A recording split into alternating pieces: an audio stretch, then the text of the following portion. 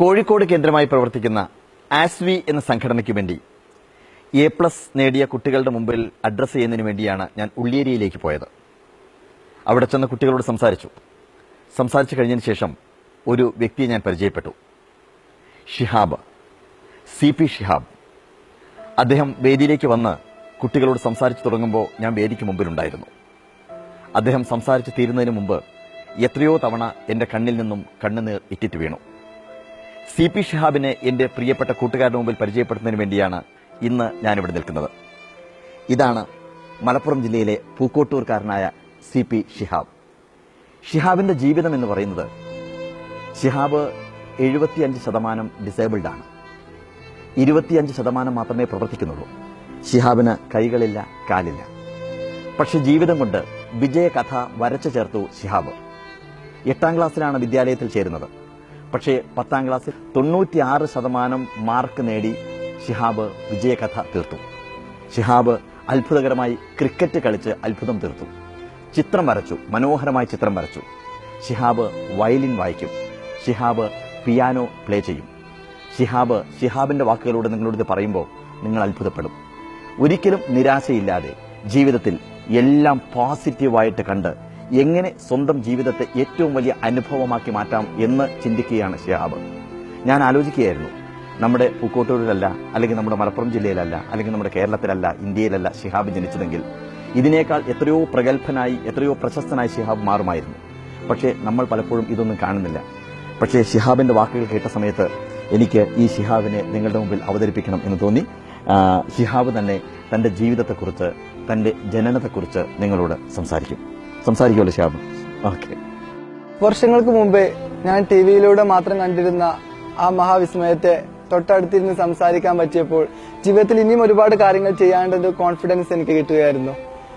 ഞാൻ ജനിക്കുന്ന സമയത്ത് എന്റെ ജീവിതത്തിൽ ഏറ്റവും എന്നെ സങ്കടപ്പെടുത്തിയ ഒരു കാര്യം, ഒരിക്കൽ ഡോക്ടർ APJ അബ്ദുൽ കലാം പറഞ്ഞു, നിങ്ങളുടെ ജീവിതത്തിൽ നിങ്ങളുടെ കരച്ചിൽ കേട്ടുപോലും അച്ഛനും അമ്മയും സന്തോഷിക്കുന്ന ദിവസമുണ്ടെങ്കിൽ അത് നിങ്ങളുടെ ജനിക്കുന്ന ദിവസമായിരിക്കുമെന്ന്. ഡോക്ടർ APJ അബ്ദുൽ കലാമിന്റെ ലോകം മുഴുവൻ അംഗീകരിച്ച ഈ സത്യം എന്റെ ജീവിതത്തിൽ മാത്രം സത്യമായില്ല. കാരണം എന്നെ കണ്ടതിന് ശേഷം എന്റെ അച്ഛനും അമ്മയും എന്റെ കരച്ചിലിന് മുമ്പേ പൊട്ടിക്കരഞ്ഞിരുന്നു.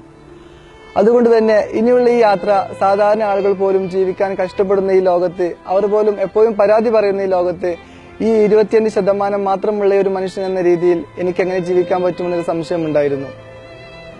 ഞാൻ ജനിക്കുന്ന സമയത്ത് ഡോക്ടർമാർ പറഞ്ഞു, 25% മാത്രം മനുഷ്യനായിട്ടുള്ള ഞാൻ 2-3 മാസങ്ങൾക്കപ്പുറം ജീവനോടെ ഉണ്ടാകില്ല എന്ന്. അങ്ങനെ ഒരു പക്ഷേ ലോകത്തിൽ ആദ്യമായിട്ട് ജനന സർട്ടിഫിക്കറ്റിന്റെ കൂടെ മരണ സർട്ടിഫിക്കറ്റ് കൂടി കിട്ടിയ ലോകത്തെ ആദ്യത്തെ വ്യക്തി ഞാനായിരിക്കും. ജനിച്ച 6 വർഷങ്ങൾ കഴിഞ്ഞിട്ടും നടക്കാൻ പറ്റാതെ ഞാൻ ബെഡിൽ കിടക്കുന്ന സമയത്ത് എനിക്ക് ശേഷം ജനിച്ച അനിയന്മാർ അമ്മയുടെ കൈ പിടിച്ച് നടക്കുന്നത് കാണുമ്പോൾ ഞാൻ അത്ഭുതത്തോടെ നോക്കി നിന്നിട്ടുണ്ടായിരുന്നു. ഒരിക്കൽ ഞാൻ എന്റെ അമ്മയോട് ചോദിച്ചു, എങ്ങനെയാണ് എനിക്കും ഇതുപോലെ നടക്കാൻ സാധിക്കുക എന്ന്. അപ്പോൾ എന്റെ അമ്മ പറഞ്ഞ മറുപടി ഉണ്ടായിരുന്നു, ഇന്നും എന്നെ ജീവിക്കാൻ പ്രേരിപ്പിക്കുന്ന ഒരു വാചകം. എന്റെ അനിയൻ സാധാരണ കാലുകൾ ഉപയോഗിച്ചു സാധാരണ ആളുകളുടെ കൂടെ എന്റെ കൈ പിടിച്ച് നടക്കുന്നതിനേക്കാളും എന്നെ സന്തോഷിപ്പിക്കുക, ഇല്ലാത്ത കാലുകൾ കൊണ്ട് നീ ഈ ലോകത്ത് നടക്കുമ്പോൾ ലോകത്തിലെ ഏറ്റവും സന്തോഷവതിയായ മാതാവ് ഞാനായിരിക്കുമെന്ന്. അതിനുശേഷമാണ് ഞാൻ ആദ്യമായിട്ട് നടക്കാൻ പഠിച്ചത്. പിന്നീടും എന്റെ ജീവിതത്തിലെ ഓരോ നേട്ടങ്ങൾക്ക് പിന്നിലും ഒരുപാട് കഥകൾ ഉണ്ടായിരുന്നു. ഞാൻ ജീവിതത്തിൽ ഏറ്റവും ഫോളോ ചെയ്തു പോകുന്ന സിസ്റ്റമാണ് എങ്ങനെയാണ് നമുക്കൊരു കാര്യത്തെ ഡ്രീം കാണാൻ സാധിക്കുക, ആ ഡ്രീമിനെ നമുക്ക് എങ്ങനെയാണ് കോൺസെൻട്രേറ്റ് ചെയ്യാൻ സാധിക്കുക എന്നത്.